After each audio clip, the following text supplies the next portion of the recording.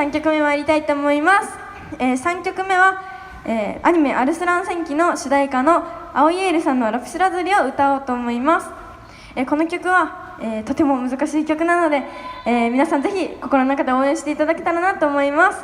それでは3曲目お願いします。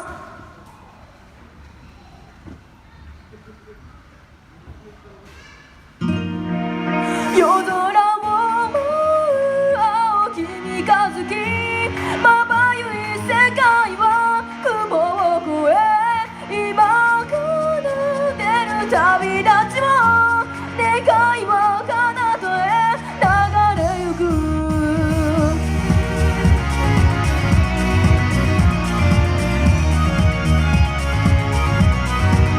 形のない物語が月明かりへ染み渡れば、君の中の宝物が今風に溶けてゆく。明日はありのままで羽ばたいてみよう。いつかどこかで君は欲しがったよね。聞こえるだろう、ほら輝いていたあの日の夢。夜空を舞う青き三日月、まばゆい世界は雲を越え、今奏でる旅立ちを願いは彼方へ。この夢が待ってるまで。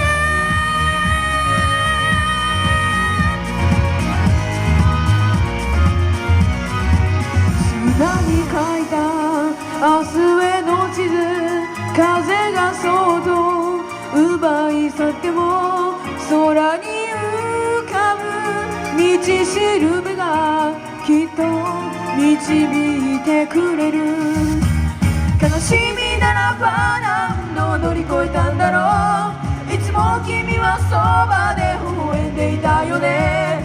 人は誰もまた失うほどに求めるけど、終わりのない夜を壊して涙を明日へとつなげよう。心を映し出せたら夜明けを探しに、強い風を抱きしめて。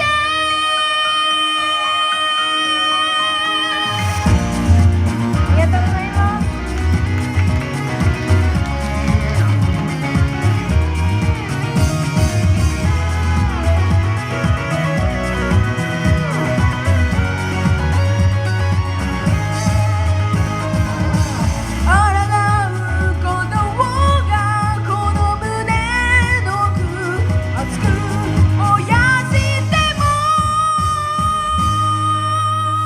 曇りのない青い瞳は新しい世界に夢を見て。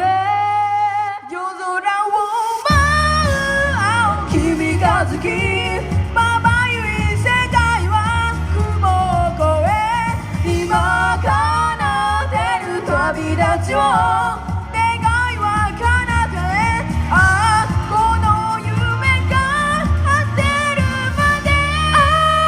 夜を壊して涙を明日へとつなげよう。心を映し出せたら夜明けを探しに、強い風を抱きしめて。